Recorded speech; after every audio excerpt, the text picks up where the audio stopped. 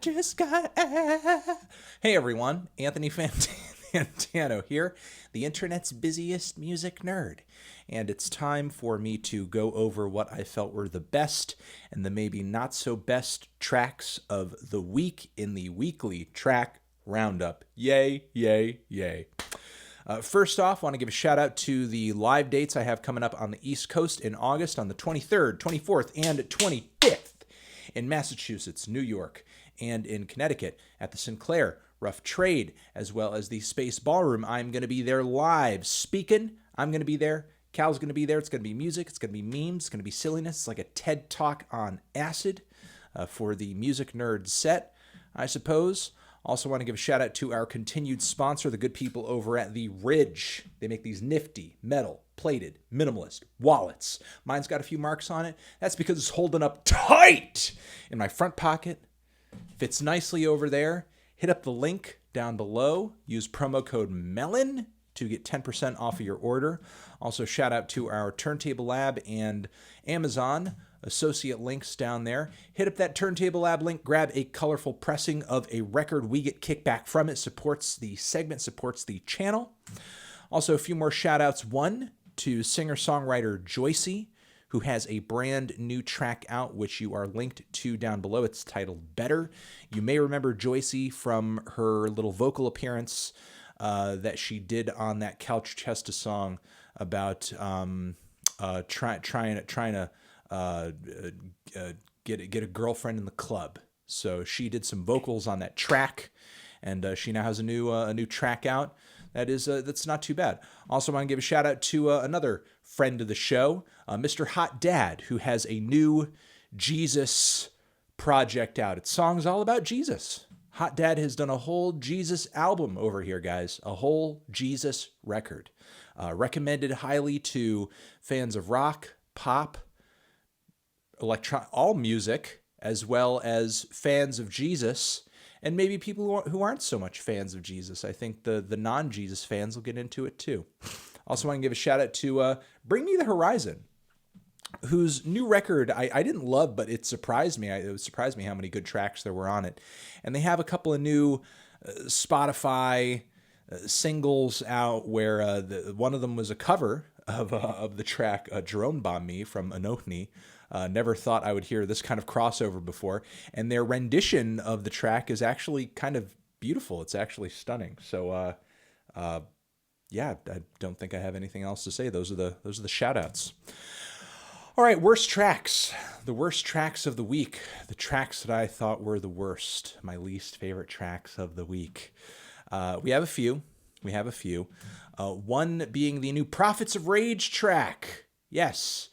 Public Enemy, Rage Against the Machine, and more coming together, continuing this project. And it just is still one of the worst iterations of rap rock, woke, conscious rap rock that I've ever heard in my life. I just do not get it. It just sounds so awkward. It's not even that the message is bad, though there's very little in the way of tact to the lyrics. But the instrumentals and the grooves and the performances just feel so off. I just wish that these guys would, tighten up a little bit more or just focus on other musical projects. I do not get what the appeal of Prophets of Rage is at this point. Moving on from there, Korn. Yes, another sort of blast from the past here. Korn has a new single out, and the title of this new one is You'll Never Find Me. And a new record on the way, obviously. And this song over here, I think some fans are receiving this song pretty well. And in some respects, it does feel like Korn going back to basics, I suppose. This track doesn't feature any of the weird, unnecessary, contemporary bells and whistles that the band has been forcing into their repertoire over the past few records. This one to me feels very, again, back to basics, and back to basics meaning like, I don't know, kind of like Freak on a Leash Issues era Korn. However, in this new single, the drumming isn't nearly as good as it's been in the past with Korn. Jonathan Davis's vocal performance here is pretty standard. It's not really anything standout. You put his vocal performance here against any track on Issues, and Issues isn't even Korn's best record, and pretty much every song on that album will outdo this vocal performance. And furthermore, the bass isn't really even as prominent or as groovy as it's been on Korn's best work. So I don't know. I mean, mostly Jonathan Davis is there vocally. Of course, those heavy, kind of droney nu metal chords are there, but not much else. I feel like Korn is a shell of their former selves in a way on this track, and it's kind of disappointing. And Ceremony is back. If you guys remember the once exciting hardcore punk band, the last time I covered their music, they had made a very sudden transition into just kind of making straight throwback post-punk music. And that was not very well received by a lot of fans. And it would seem that the band is continuing in that vein with this new record of theirs and the new single off of it, Turn Away the Bad Thing. And I'm not really sure what to say. It's just kind of like another helping of just very run-of-the-mill, very basic, very unimaginative, old school post-punk in the vein of Joy Division and other groups that came out around that era. And Ceremony, they just brought so much more to punk music than they do this kind of very stale subgenre of it. So I don't know. They're just continuing down this road, I guess, because I guess they're really just had a change of heart and they're really passionate about this sound. All right, let's move into the tracks that I thought were kind of meh. Didn't blow me away, but were certainly worth mentioning, certainly worth bringing up. First off, the sludge metal band, I suppose you could say sludge metal band, alternative rock band Torche. They have a new record on the way, Admission, and the title of this new track over here from them, and it's not a bad cut. Admission is the title of this one. It's I suppose it's got like a kind of hooky alternative rock kind of vibe to it. The production doesn't bite quite as hard as some of the band's heaviest and hardest hitting material from back in the day. And look, this band has never been one of the gnarliest in sludge metal or anything like that. In fact, when they were a little bit more popular, part of their appeal was that, hey, they were like a little bit sweeter or a little bit catchier than some of the other groups in the genre. And now it seems like they're not really doing either too well. It's not so heavy that it's menacing or exciting or visceral, and it's not quite as catchy as projects like Harmonicraft either. But still, if you've never heard of the band before, I very much encourage you guys to check out projects like Harmonicraft, In Return, Neanderthal, and maybe this new record won't be so bad either. So Torche, Admission, give the track a try. You might dig it. All right, next we also have the legendary psych garage punk outfit, the OCs, back with a new record on the way, back with a new song from it. The title of this one over here is Henchlock. And what's funny and what's interesting about this track is that it is a 20-minute long psych rock jam with numerous passages to it. It gets kind of noisy and intense toward the end, but yeah, it's still a 20-minute long song. It's massive. I can't say my attention is held throughout the entire thing. In fact, there are quite a few passages that for modern psych rock, and there is very much like a bit of a revival of this sound going on right now. As far as modern psych rock goes, it's not exactly novel or exciting. In fact, I would say there are quite a few tracks that the OCs have put out recently that will outdo what the band has offered here. But still, I guess it's kind of ambitious to kick off your new album cycle with a 20-minute long song. And for the super passionate fans out there of psychedelic rock who are maybe not so crazy about how picky I am with the genre sometimes, maybe you'll get a lot more out of it than I did. Moving on from there, we have another track from Lucy Dacus, singer-songwriter, and she's written a track here for the 4th of July season, I guess, where it's kind of critical of America, its policies, the sort of I suppose, rationalizations and the mental gymnastics that come with living in America, being an American, and heavily, heavily, heavily disagreeing with the policies that your country enacts that harm people overseas and also here at home. Instrumentally, it's pretty generic. It's very straightforward, Americana-styled indie folk, but I do appreciate the lyrics quite a bit, and I do think that it's a admirable thing to write a track about. And just speaking again from a lyrical standpoint, I thought a lot of what she said on this track was thoughtful. Moving on from there, we have Kemba, who has a brand new track out, formerly known as YC the Cynic. This dude's latest track over here. If you're very much into East Coast hip-hop, abstract hip-hop with a lyrical edge, Nobody I Can Trust is the name of this new cut over here.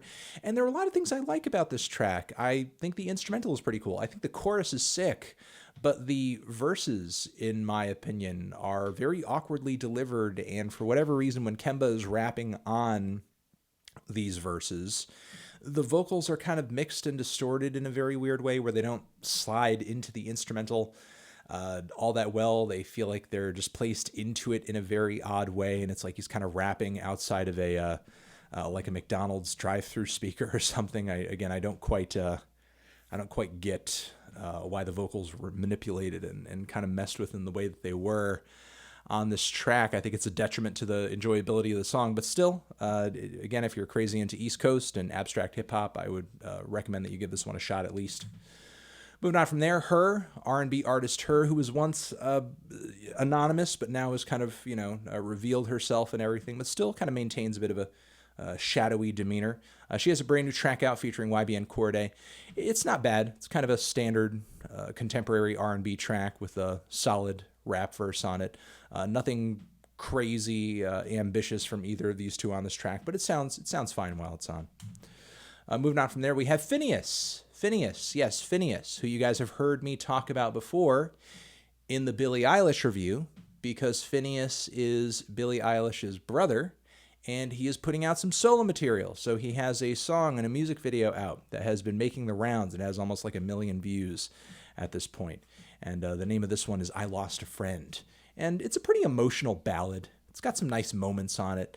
Some nice instrumental swells, and I think some of the creative instrumental aspects that turned up on Billie's album also sort of carry over onto here a little bit. Although I think FINNEAS's songwriting style and instrumental style is a little bit cleaner, a little bit less dark and edgy.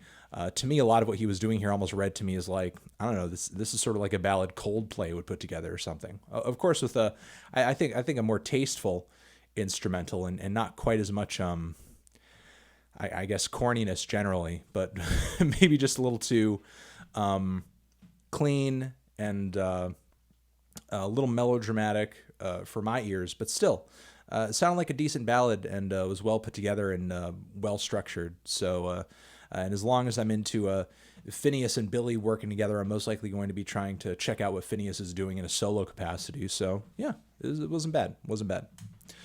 Moving on from there, we have Daniel Caesar, who has a new album out now, Love Again, is the name of his new single over here, featuring none other than Brandy, R&B legend Brandy, whose vocal input I enjoyed quite a bit on the last Anderson .Paak album. So it was pretty awesome to hear her pop up once again, or see her pop up once again in another feature credit for another contemporary artist. However, Daniel Caesar's new track over here I didn't think was too fantastic.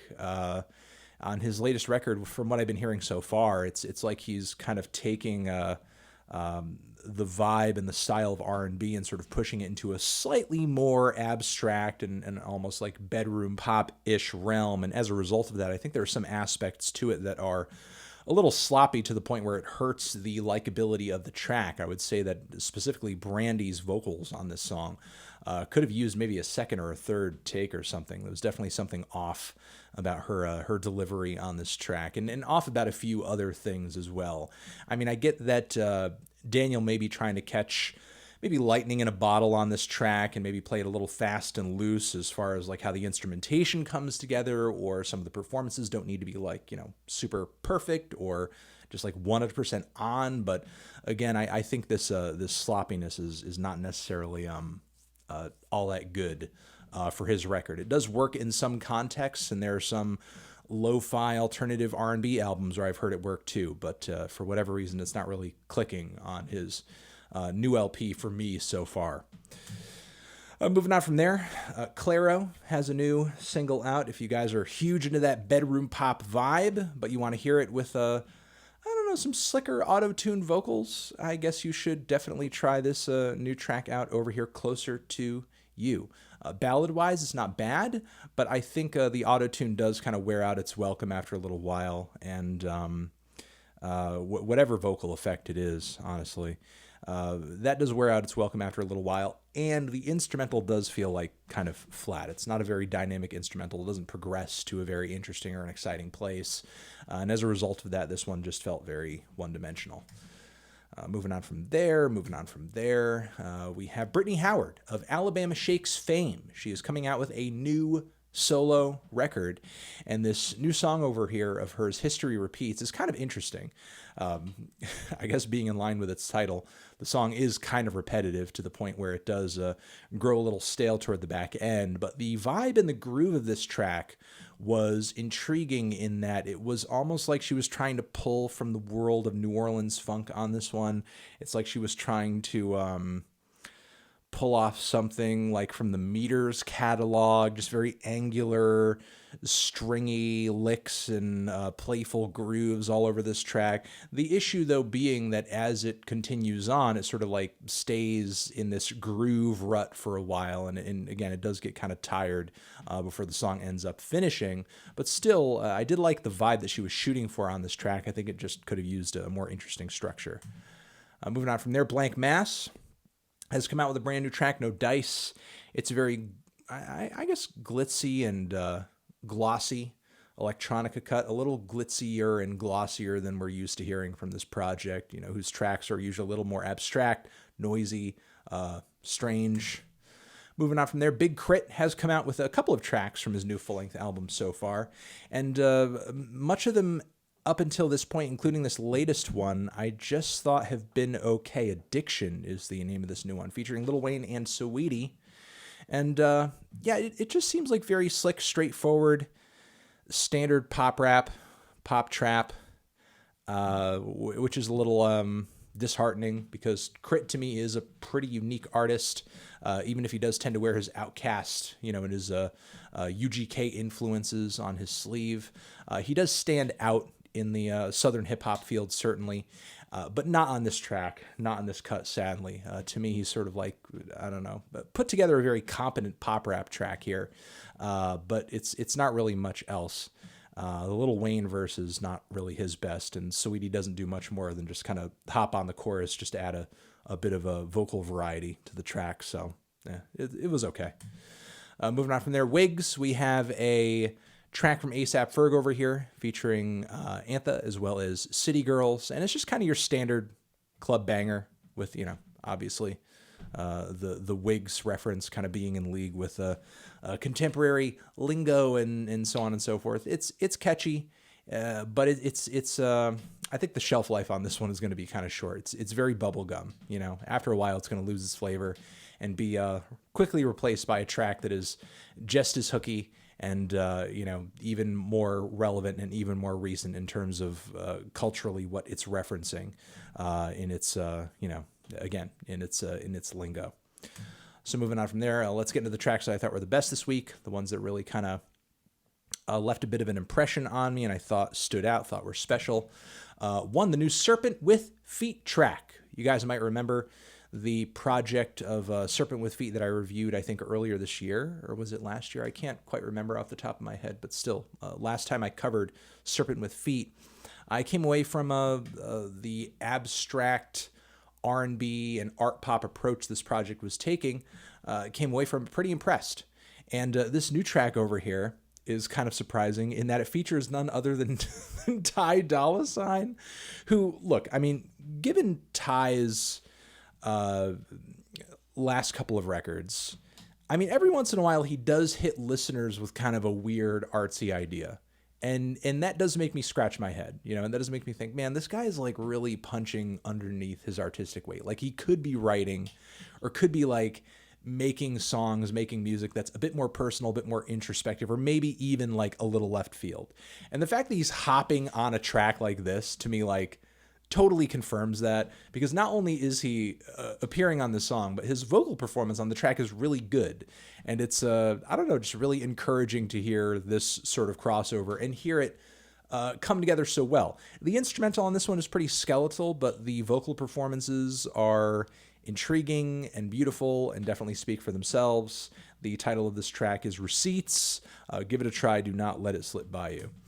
Moving on from there, Rich Brian of 88 Rising fame has a brand new single out titled Yellow. And this one has been turning quite a few heads this week because it sees a total stylistic switch up on the part of Brian, in that he is pretty much just like singing all over this track. He's singing all over the track.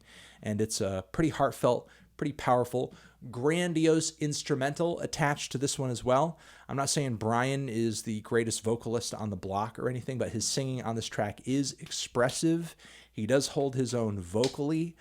His singing here is certainly more impressive than I would have thought it was going to be, given his very monotone rap delivery on a lot of tracks. And yeah, I'm just, again, walking away from this thing impressed and looking forward to hearing where he's going to be going forward. You know, I mean, look, part of me would be sad to hear him totally give up rapping, but I don't think that's going to be the case. But still, even if that was the case, I wouldn't mind this kind of artistic evolution, because he seems to be doing it pretty well so far. Moving on from there, Purple Mountains, David Berman's Purple Mountains. David Berman of Silver Jews fame, who I have shouted out in this segment a few times as we sort of near closer to the release of this debut project from his new band, his new group, Purple Mountains. Another track over here, Margaritas at the Mall. Lyrically witty, funny, interesting. Instrumental is jangly, a little lo-fi, a little folky. It's a weird ballad, just like David Berman is usually known for. So if you're really into that style, which I typically tend to be, because I've been enjoying Silver Jews music for quite a while, and was sad to sort of see the band dissipate at the time that they did. It's great to hear Berman back and continuing to do what he does pretty well.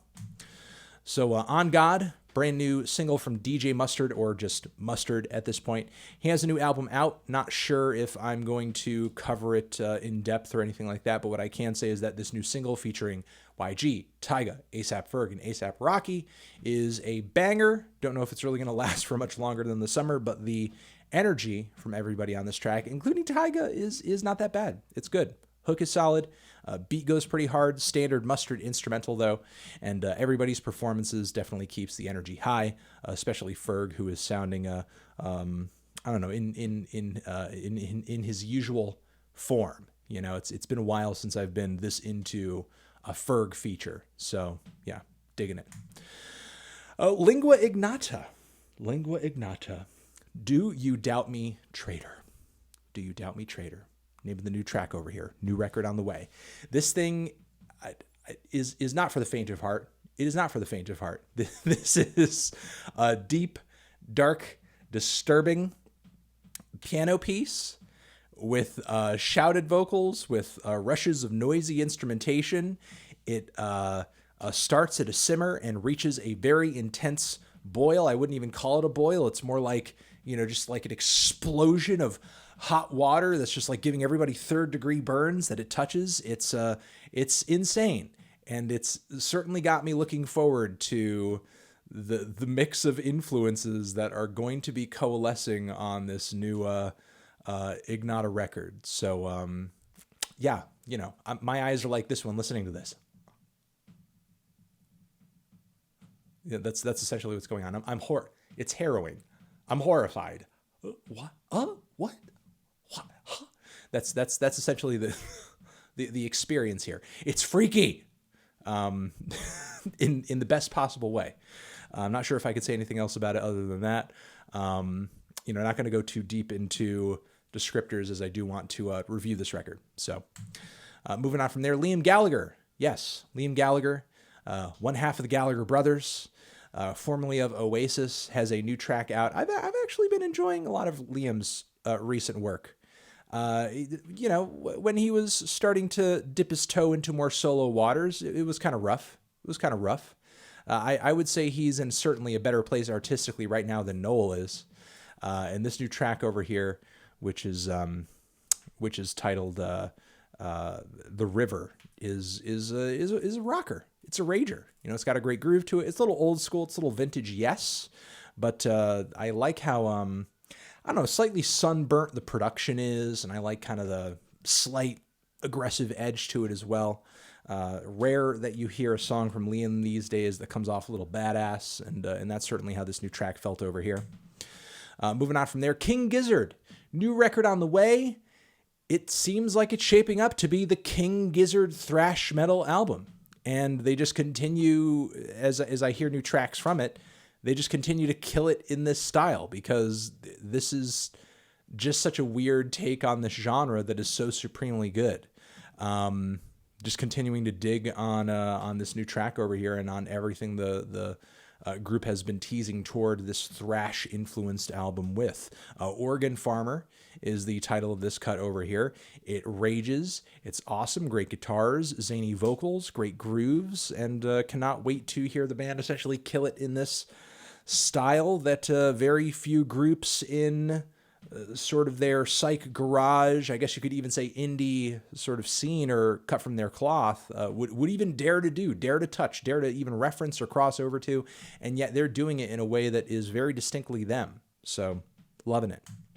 And that has been the Weekly Track Roundup, guys. That has been the Weekly Track Roundup. Once more, remember that we do have those live dates coming up in August. Link to tickets down below. Shout out once more to the Ridge. Hopefully you guys got some good recommendations out of this video. All the songs that I talked about are linked down below. And yeah, we'll see you in the next one. Anthony Fantano, Weekly Track Roundup, forever.